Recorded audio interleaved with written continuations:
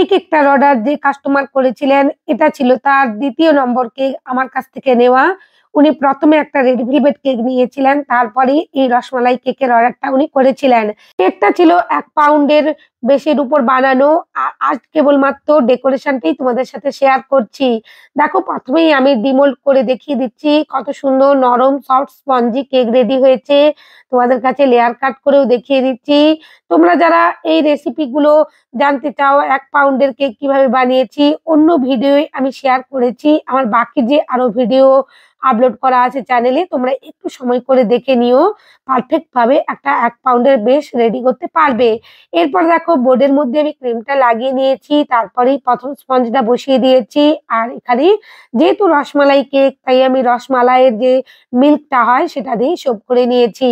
আর কাস্টমারের কোয়ারি ছিল যে অল্প করে ক্রিম দেবেন দিদিভাই, কখনোই কিন্তু বেশি ক্রিম দেবেন না। কারণ বেশি ক্রিম পছন্দই নয়। অনেকেই আমার কাছে অর্ডার করে থাকেন। তারা প্রত্যেকেই বলে থাকেন যে কম করেই ক্রিমটা ইউজ করবে দিদিভাই। তো আমি সেই অনুযায়ী করে দেওয়ার চেষ্টা করি। এই কেকটাও সেইরকম ভাবেই কম ক্রিম দিয়েই বানানোর চেষ্টা করেছি। তোমরা যারা বাড়িতে এরকম স্পঞ্জ বানিয়ে কেক বানাতে চাও, ক্রিম কেক, তারা অবশ্যই কিন্তু কম ক্রিম দিয়ে এরকম ভাবে বানাতে পারো। আর দেখো আমি এখানে যথেষ্ট পরিমাণে কোয়ালিটি মেইনটেইন করার চেষ্টা করেছি। বাদামও দেখো যথেষ্ট পরিমাণে দিয়েছি। আর এখানে রসমালাইয়ের যে মিষ্টিটা সেটাও দেখো কত সুন্দর করে আমি ছোট, ছোট করে অনেকটা পরিমাণেই দিয়ে দিচ্ছি। এইভাবে কোয়ালিটি মেইনটেইন করে অবশ্যই কাজ করার চেষ্টা করবে। তাহলে কিন্তু কেকটা খেতে অসাধারণ হবে। এরপর আবারও ২য় স্পঞ্জটাও বসিয়ে দিয়েছি।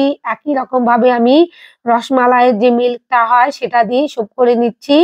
এই রসমালাই কেকগুলো বানানোর ক্ষেত্রে কখনোই কিন্তু সুগার সিরাপ ইউজ করতে যেও না। এইভাবে রসমালাইয়ের মিল্কটাই ইউজ করবে।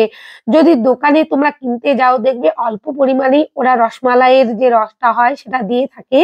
তাই বাড়িতে কিন্তু এক্সট্রা করেই দুধের প্যাকেট কিনে এনে এভাবে ভালো করে গরম করে ফুটিয়ে নিয়ে গাঢ় করে তবেই কিন্তু এসেন্স আর একটু কালার মিশিয়ে ইউজ করে নিও দোকানের কিনে আনার রসমালাইয়ের সাথে মিশিয়ে। দেখো একই রকমভাবে আমি বাদামও দিয়ে দিয়েছি। খুব ভালো করে আবারও মিষ্টিগুলো ছোট, ছোট করে নিচ্ছি। এভাবে ছোট, ছোট করে মিষ্টিগুলো করে নিলে যখন কাট করবে তখন কিন্তু খাওয়ার সময় খুব ভালোভাবে কাটিং হবে। কোনো রকমের অসুবিধে হবে না। তাই সবসময় কিন্তু লেয়ারের জিনিসগুলো ছোট, ছোট করে দেওয়ারই চেষ্টা করবে। এরপরে দেখো আমি ৩য় নম্বর স্পঞ্জটা বসিয়ে দিয়েছি। একই রকমভাবে সোপ করে নিলাম খুব সুন্দর করে।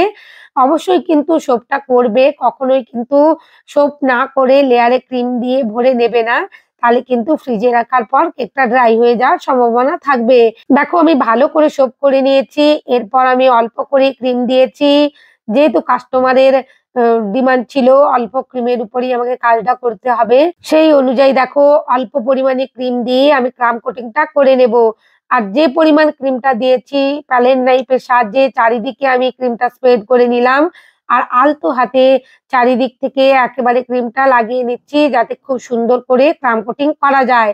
আমি প্রত্যেকটা ভিডিওয়ে বলে থাকি ক্রাম কোটিং করে অবশ্যই কিন্তু ১৫ থেকে ২০ মিনিট ফ্রিজের মধ্যে সেট করে নিতে হবে।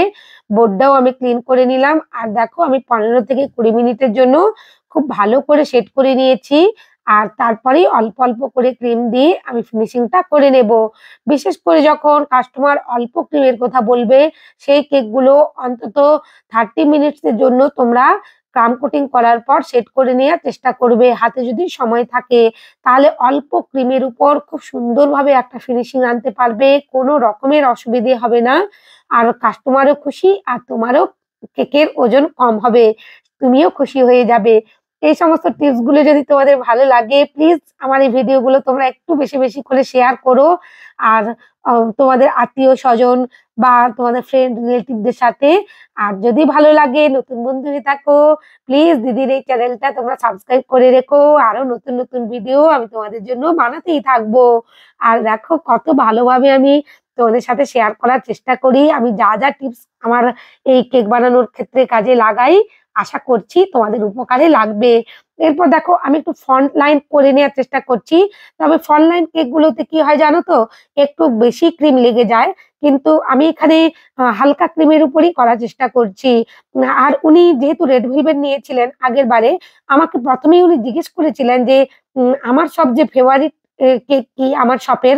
তো আমি বলেছিলাম রসমালাই। কিন্তু উনি উনার পছন্দটাই বলেছিলেন, রেড ভেলভেটই নিয়েছিলেন। কিন্তু পরে যখন আবার এই কেকটা অর্ডার করছিলেন তখন বলেছিলেন যে, "টেস্টটা খুব ভালোই ছিল কিন্তু কালারটা যেন বেশি লাল।" আমি বলছিলাম যে, "স্যার আপনি তো রেড ভেলভেট বলেছেন তো লাল তো হবেই। সেটা তো আ বলার আর কিছুই আ রাখে না।"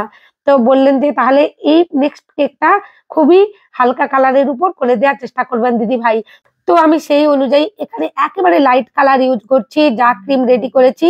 আর তোমরা যারা আমার ভিডিও দেখো তোমরা জানো আমি প্রত্যেকটা কেকে কিন্তু লাইট কালার রাখারই চেষ্টা করি। কখনোই অ্যা খুব ডিপ বা গাঢ় কালার চেষ্টা করি না ইউজ করবার। কারণ আমারও কালারটা খুব একটা পছন্দ হয় না কেকের মধ্যে। আর রেড ভেলভেট কেক যদি কেউ অর্ডার করে থাকে সেটা তো আমাকে দিতেই হবে রেড কালার না হলে কিভাবে হবে? কিন্তু টেস্ট ভালো ছিল, কালারটা বেশি ছিল। কালার যদি না দাও তাহলে সেটা রেড ভেলভেট হবে কি করে? সেটাই তো প্রশ্ন না? তো কাস্টমার যেমন চাইবে সেভাবেই করে দেওয়ার চেষ্টা করো। আমিও দেখো খুব হালকা কালারের করে দেওয়ার চেষ্টা করেছি। কেকের রিভিউ খুব ভালো এসেছিল।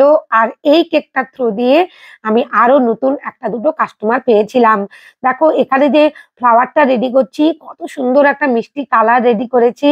এখানে হোয়াইট কালারের ক্রিমের সাথে ২ ড্রপ পিঙ্ক কালার আর ২ ড্রপ রেড কালার মিশিয়ে দিয়েছি। একেবারে হালকা একটা কালার রেডি হয়েছে দেখো।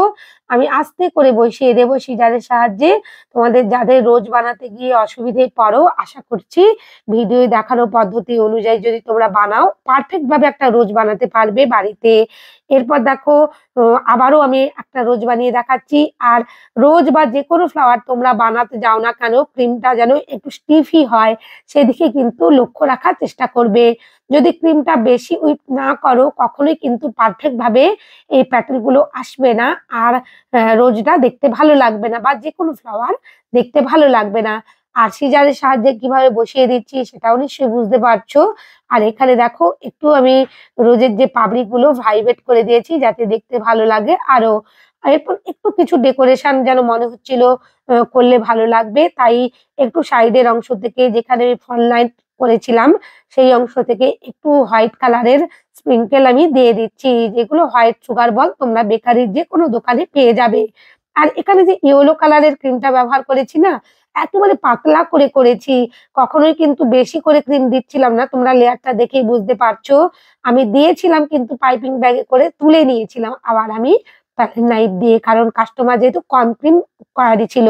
এরপর দেখো আমি পুরো ফ্রন্ট লাইন যেখানে শেষ হয়েছে সেই অংশগুলো পর্যন্ত এই হোয়াইট স্প্রিংকেলটা স্প্রেড করে দিয়েছি। আর সাইডের অংশ থেকেও একটু স্প্রিংকেল আমি দিয়ে দিলাম। একটু আমার কাছে গোল্ডেন কালারের বল ছিল যেগুলো ডেকোরেশন এর জন্য আমরা ইউজ করি সেটা বসিয়ে দিয়েছি। আর একটা লাভ শেপ বসিয়ে দিয়েছি। আমার এই কেকের ডিজাইনটা ভালো লাগলে প্লিজ চ্যানেলটা সাবস্ক্রাইব করে রেখো। আর তোমরা অবশ্যই বাড়িতে এইরকম ডিজাইনের কেক বানিও। অনেক ধন্যবাদ তোমাদের।